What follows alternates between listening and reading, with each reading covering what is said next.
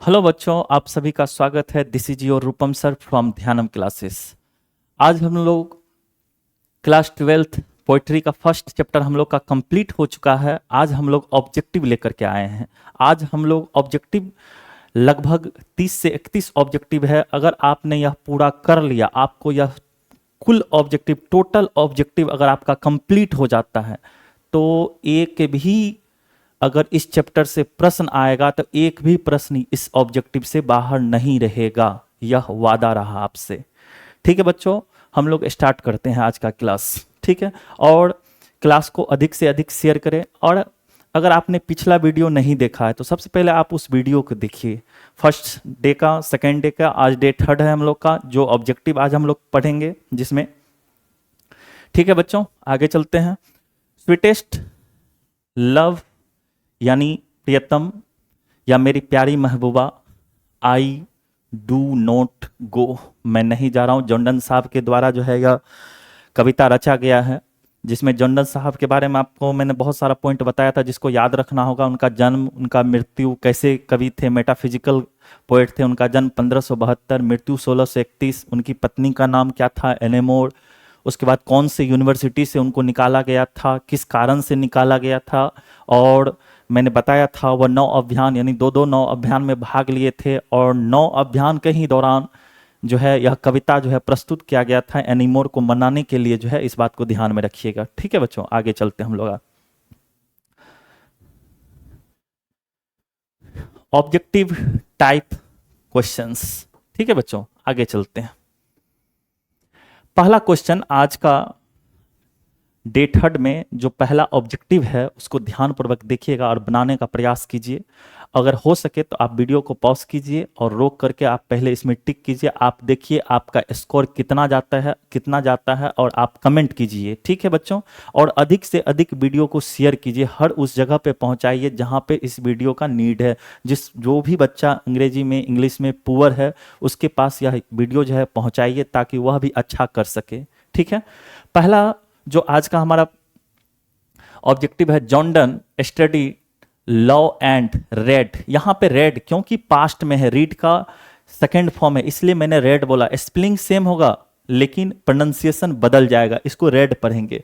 क्या चीज पढ़ते थे? तो थियोलॉजी को पढ़ते थे, यानी कि थियोलॉजी का अर्थ क्या होता है, याद रखिएगा, धर्मशास्त्र। क्या चीज? धर्मशास्त्र। इस बात को ध्यान में रखिएगा। ठीक है, नेक्स्ट क्वेश्चन देखते हैं। और आप स्क्रीनशॉट लेते चलिए ताकि आपको दिक्कत ना हो। बाद में आप मान लीजिए भूल जाते हैं तो आपके पास स्क्रीनशॉट रहेगा, आप नोट्स बना लीजिए। बाद में परीक्षा के समय में आप एक बार रिवीजन कर लीजिए, क्योंकि रिवीजन करने से सबसे अधिक आपको प्रॉफिट होगा। इस बात को ध्यान में रखिएगा। ठीक है, सेकेंड क्वेश्चन है, John done is a dash poet. John Donne कैसे कवि थे? और यह प्रश्न जो है दो बार आ चुका है।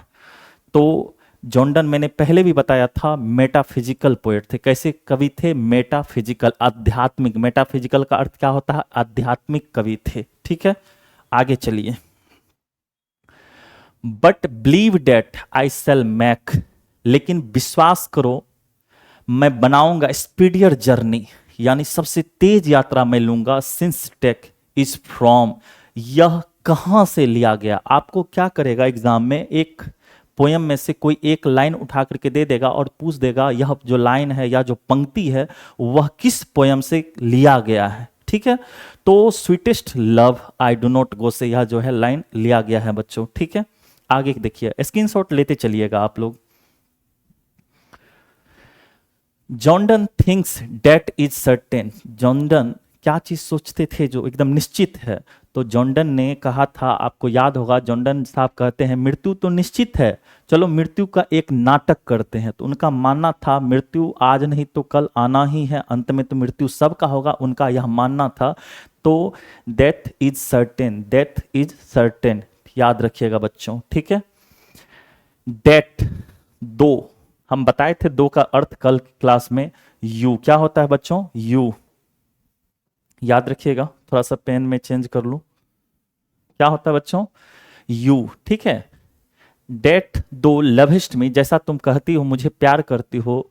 एज यू दो सेस्ट, जैसा तुम कहती हो। इज फ्रॉम, यह किससे लिया गया है, इस बात को ध्यान में रखिएगा।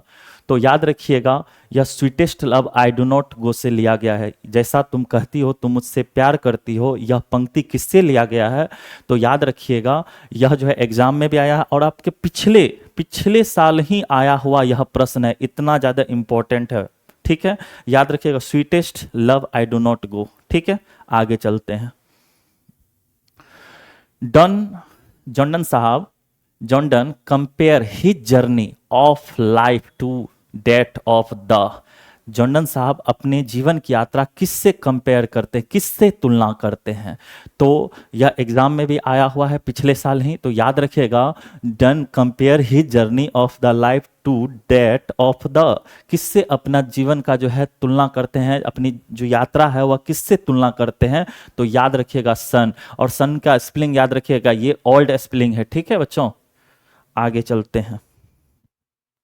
द ओकेजन, किस अवसर पर, of the poem, the occasion of the poem, poem को किस अवसर पर जो है यह गाया गया था, बताया गया था, तो sweetest love I do not गो, इस पोयम को कब गाया गया था, कब बताया गया था, कब रचा गया था, गाया नहीं गया था बच्चों, रचा गया था, याद रखिएगा। तो कंटिनेंटल, कंटिनेंटल का अर्थ होता है महाद्वीपीय यात्रा के समय में जो है, क्योंकि आपको पता होगा जॉर्डन साहब जो है वह जो है ट्रेडर्स फैमिली से थे, तो उनका जो व्यवसाय था, जो उनका व्यवसाय था, याद रखिएगा वह क्या था, व्यापार का था, ट्रेडर्स थे, तो उनको एक देश से दूसरे देश जाना पड़ता था और उस समय में जो यात्रा होती थी वह समुद्र के माध्यम से होता था। तो वह एक देश से दूसरे देश या एक कंट्री से दूसरे कंट्री जो है जाया करते थे, तो उनकी पत्नी को ऐसा डर लगा हुआ रहता था जो उनके साथ कहीं कुछ बुरा ना हो जाए। ठीक है, तो कॉन्टिनेंटल ट्रिप यानी महाद्वीपीय यात्रा के समय में जो है इस पोयम को क्या किया गया था, कंपोज किया गया था। ठीक है बच्चों, आगे देखिएगा, स्क्रीनशॉट लेना है आप ले सकते हैं। ठीक है, done is well known for his, Jordan साहब किस लिए जाने जाते हैं, done is well known for his, किसके लिए जाने जाते हैं, songs and sonnets, satires, sermons, किसके लिए, तो मैंने बताया था सॉन्ग्स एंड सोनेट्स के लिए भी, सेटायर्स के लिए भी, और सरमन्स, ऑल ऑफ दीज, इनमें से सारे, याद रखिएगा। ठीक है, आप स्क्रीनशॉट लेते चलिए। अगला क्वेश्चन देखिएगा, इन द पोयम, इस कविता में sweetest love I do not go die, मैंने कल बताया था क्लास में, आप लोगों ने अगर उस क्लास को नहीं किया है तो उस क्लास को सबसे पहले जाइए, उस क्लास को करिए और देखिए, सबसे बेस्ट जो है एक्सप्लेन मैंने किया है पूरे यूट्यूब पर, हर एक वर्ड को मैंने बताया है, क्यों है, कैसे है, उसका यूज क्यों ऐसे हुआ है, मैंने सारा कुछ उस वीडियो में बताया है। आप उस वीडियो को जरूर देखें और अधिक से अधिक इस वीडियो को शेयर करें अपने दोस्तों के बीच। ठीक है बच्चों, तो in the poem sweetest love I do not go die, तो डाई मैंने बताया था वाई के जगह पर जॉर्डन साहब क्या लिखते थे, तो आई के जगह पर जो है वह क्या लिखते थे, वाई को लिखते थे। किसके जगह पे, तो वाई के जगह, आई की जगह पर जो है वह वाई को लिखा करते थे। ठीक है, तो याद रखिएगा टू डाई। ठीक है, ओके बच्चों, आगे स्क्रीनशॉट लेते चलिएगा आप लोग। Jordan was the Pioneer of, Jordan किसके अग्रदूत थे, किस चीज के अग्रदूत थे, पायनियर का अर्थ क्या होता है, अग्रदूत, सबसे पहले करने वाला व्यक्ति। तो याद रखिएगा मेटाफिजिकल पोइट्री के वह अग्रदूत थे। क्या थे, मेटाफिजिकल जो पोइट्री है उसके वह क्या थे, अग्रदूत थे, याद रखिएगा बच्चों। ठीक है, sweetest love I do not go is क्या है, सोनेट है, एन ओड है, लिरिक है या अ बाल्ड है, तो याद रखिएगा बच्चों यह एक लिरिक है। अब आपके मन में प्रश्न उठेगा, सर लिरिक क्या होता है, मैंने तो नहीं पढ़ा है लिरिक, तो आप लोग याद रखिएगा यह पोइट्री का फॉर्म है। मैंने फर्स्ट क्लास में बताया है जो फॉर्म ऑफ पोइट्री यानी पोइट्री का जो रूप होता है वह क्या होता है, तो उसमें मैंने सारा कुछ एक्सप्लेन किया, आप उस वीडियो को देखिए। तो याद रखिएगा, मैं एक बार फिर से बता रहा हूँ, लिरिक जो है वह ग्रीक वर्ड है। कैसा वर्ड है, ग्रीक वर्ड है। ग्रीक में जो है लिरिक को क्या कहा जाता है, तो लायर कहा जाता है। इस बात को ध्यान में रखिएगा बच्चों, क्या कहा जाता है, लायर कहा जाता है।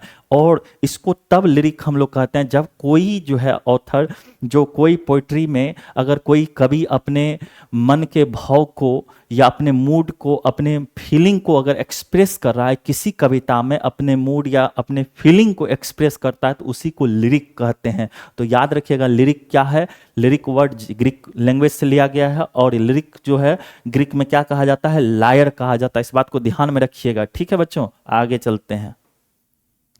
The occasion of the poem sweetest love I do not go is. अच्छा, ये क्वेश्चन हो चुका है, यह क्वेश्चन हो चुका है, कोई बात नहीं बच्चों, आगे बढ़ते हैं।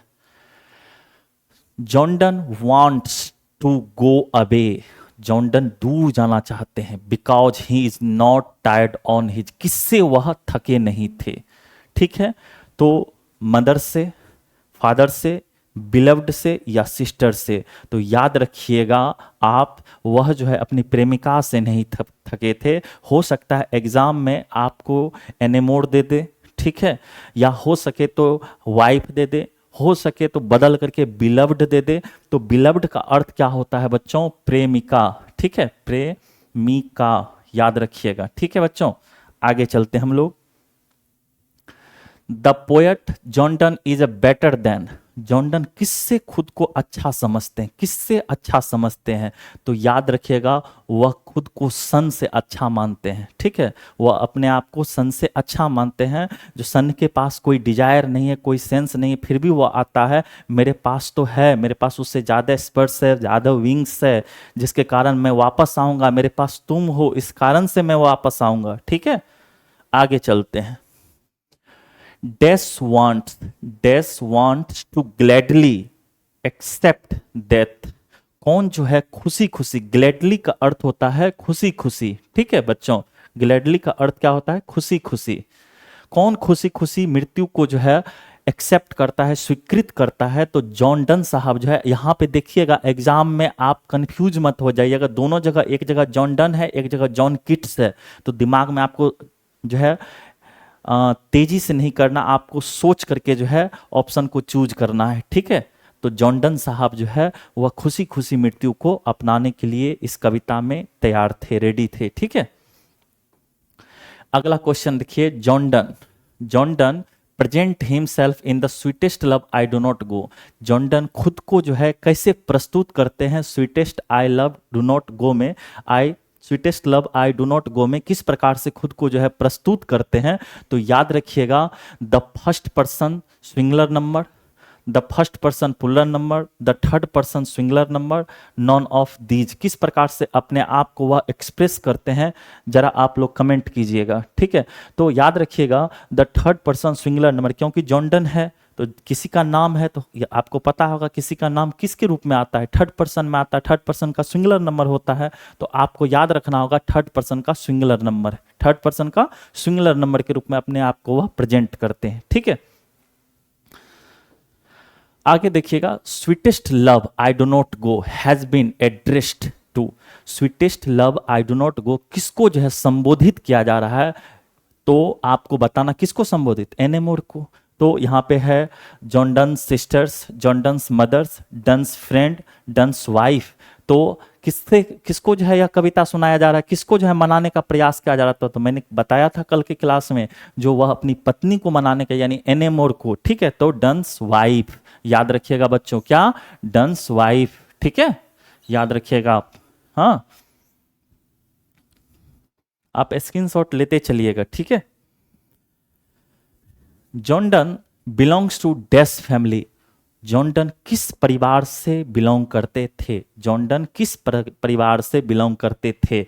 तो मैंने बताया था रोमन कैथोलिक, रोमन कैथोलिक, जो उस समय इंग्लैंड जो है उसका कट्टर विरोधी था, ठीक है बच्चों। ध्यान, आप स्क्रीनशॉट लेते चले जाइए, नोट्स बनाइए, इससे एक भी क्वेश्चन एग्जाम में बाहर नहीं जाएगा, यह गारंटी आपसे रहा मेरा, एक भी क्वेश्चन इससे बाहर नहीं जाएगा। आप टोटल प्रश्न, अगर आप पहले वीडियो, दूसरा डे 1 का, डे 2 का आपने पूरा वीडियो देखा है तो आपको यह सारा प्रश्न बनेगा, और बन रहा है तो आप कमेंट कीजिए, ठीक है बच्चों।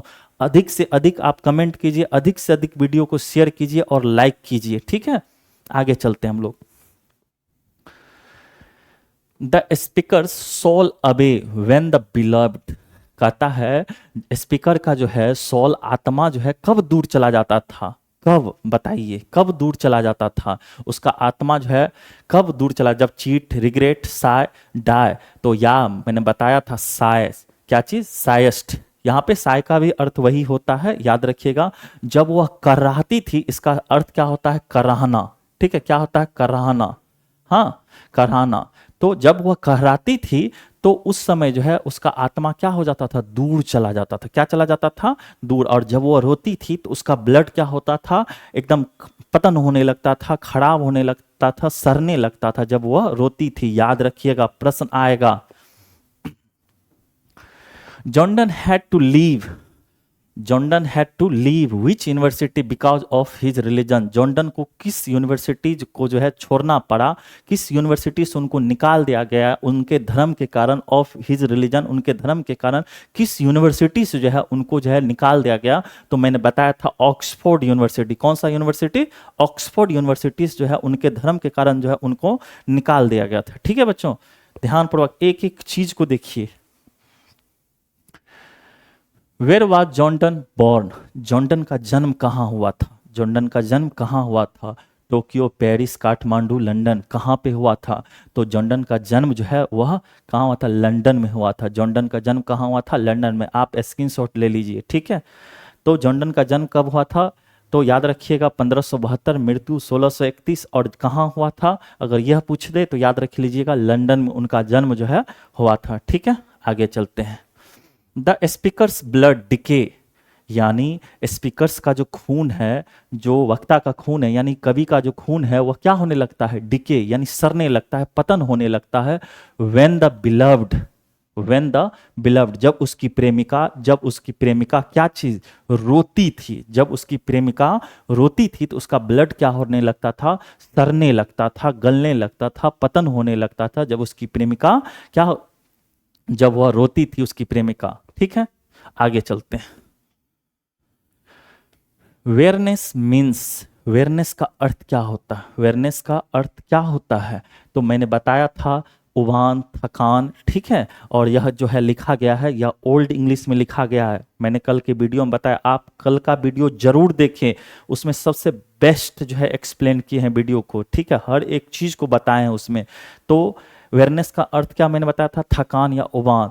तो उबाव, तो टायर्डनेस, याद रखिएगा, क्या चीज, टायर्डनेस। ठीक है बच्चों, आगे। The modern English of hath, और कल मैंने इसके बारे में फुल डिटेल बताया था हैथ के बारे में। ठीक है, हैथ जो है क्या है, तो मैंने बताया था हैथ का अर्थ क्या होता है अभी के इंग्लिश में, यानी मॉडर्न इंग्लिश में इसको क्या कहा जाता है, हैज कहा जाता है। ठीक है, क्या कहा जाता है बच्चों, हैज कहा जाता है। तो आपको याद रखना होगा कौन सा ऑप्शन हो जाएगा, ऑप्शन बी, ऑप्शन बी। ठीक है, आगे चलते हैं।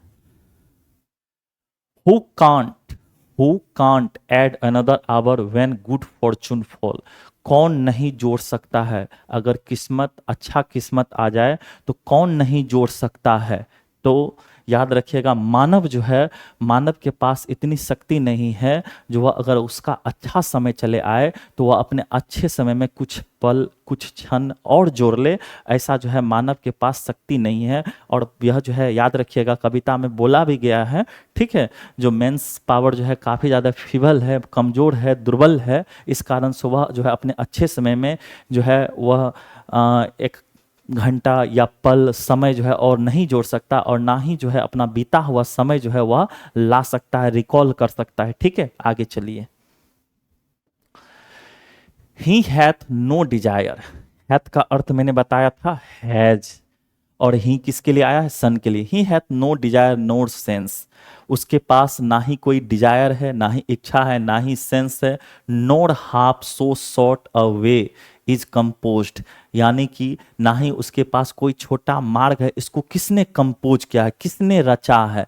तो अगर ऐसे करके आएगा एग्जाम में, पंक्ति दे देगा, पूछेगा इसको किसने जो है कंपोज किया, किसी भी पोयम से एक लाइन उठा करके एग्जाम में रख देगा और पूछ देगा इस पोयम को, इस पंक्ति को किसने कंपोज किया है। तो याद रखिएगा आपको, इस पंक्ति को किसने, मैंने बताया था कल के क्लास में, इस पंक्ति को जो है जॉर्डन साहब जो है कंपोज किए हैं। ठीक है, तो जॉर्डन ऑप्शन ए। ठीक है बच्चों, आगे चलते हैं।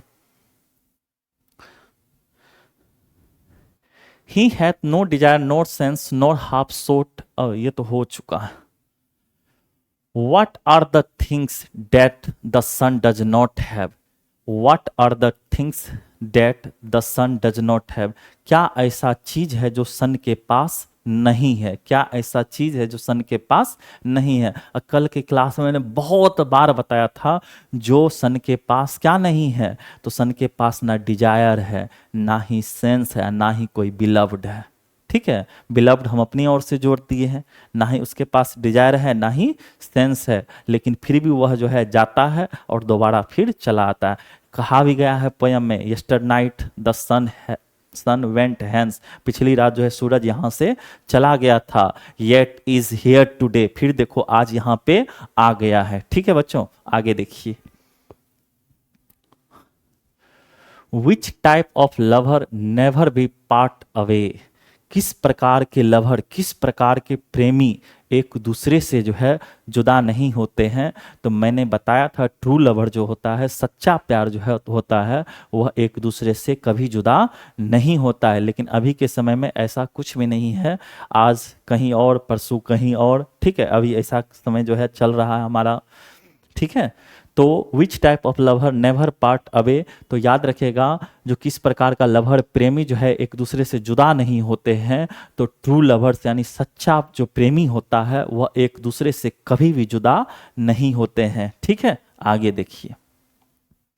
कंप्लीट द फॉलोइंग लाइन, ऐसे करके दे देगा, देखिएगा बच्चों ध्यानपूर्वक, ऐसे करके दे देगा लाइन और कह देगा जो इसको जो है ना कंप्लीट कर दीजिए। ठीक है, एक पोयम से कोई पंक्ति कोई लाइन जो है उठा करके रख देगा और उसमें से कोई वर्ड को क्या करेगा, हाइड कर देगा, कोई वर्ड को जो है हटा देगा।